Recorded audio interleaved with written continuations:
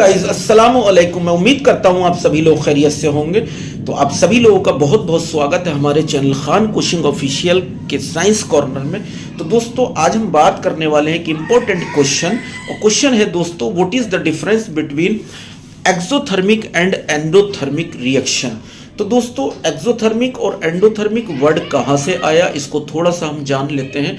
तो दोस्तों जब भी कोई रिएक्शन कराई जाती है तो उसमें या तो हीट रिलीज होती है या फिर हीट एब्जॉर्ब होती है। मतलब हीट की ज़रूरत होती है रिएक्शन कराने के लिए, या जब रिएक्शन हम कराते हैं तो उसमें हीट रिलीज होती है। तो यहीं से एक्सोथर्मिक और एंडोथर्मिक वर्ड हमारा आया।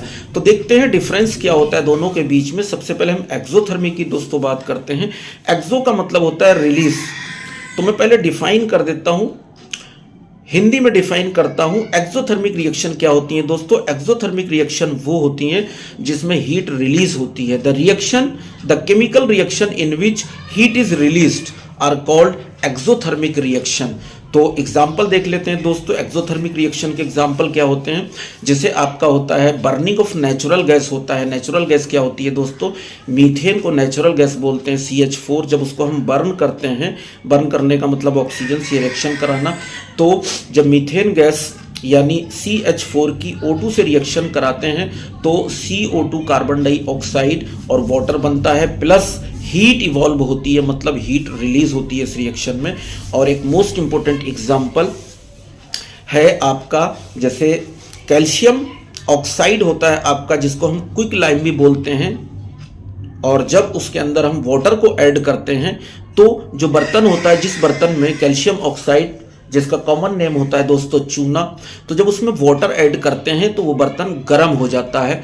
तो ये इस बात का इंडिकेशन है कि रिएक्शन में हीट इवॉल्व हो रही है, मतलब हीट रिलीज हो रही है। तो ये दो एग्जांपल है दोस्तों एक्सोथर्मिक रिएक्शन के। अब हम बात करते हैं दोस्तों एंडोथर्मिक रिएक्शन की। What is endothermic reaction? तो एंडोथर्मिक रिएक्शन दोस्तों वो होती हैं जिनमें हीट एब्जॉर्ब होती है, मतलब हीट की रिक्वायरमेंट होती है, ज़रूरत होती है। तो the chemical reaction in which heat is absorbed are called endothermic reaction. Example दोस्तों एंडोथर्मिक रिएक्शन का है आपका जो फोटोसिंथेसिस होता है प्लांट्स के अंदर। प्लांट्स जो फोटोसिंथेसिस का रिएक्शन करते हैं तो photosynthesis is a endothermic reaction. इसमें हीट एब्जॉर्ब होती है दोस्तों। जैसे फोटोसिंथेसिस का जब प्रोसेस होता है तो उसमें जो प्लांट होते हैं वो एटमॉस्फेयर से CO2 कलेक्ट करते हैं और अर्थ से वाटर एंड मिनरल को कलेक्ट करते हैं, और CO2 प्लस मिनरल यानी वाटर आपस में रिएक्ट करके in the presence of sunlight, मतलब सनलाइट के प्रेजेंस में और क्लोरोफिल की प्रेजेंस में रिएक्शन होती है और प्लांट के लिए फूड बनता है। वो फूड क्या होता है? ग्लूकोज होता है दोस्तों, C6H12O6 होता है, प्लस ऑक्सीजन भी इसके साथ में निकलती है और वाटर बनता है। और ये जो ग्लूकोज होता है दोस्तों, इसी को हम प्लांट का फूड भी बोलते हैं, और ये स्टार्च की फॉर्म में प्लांट के अंदर स्टोर हो जाता है और according to the requirement plant जो होते हैं इसको इस्तेमाल करते रहते हैं। Okay, thank you.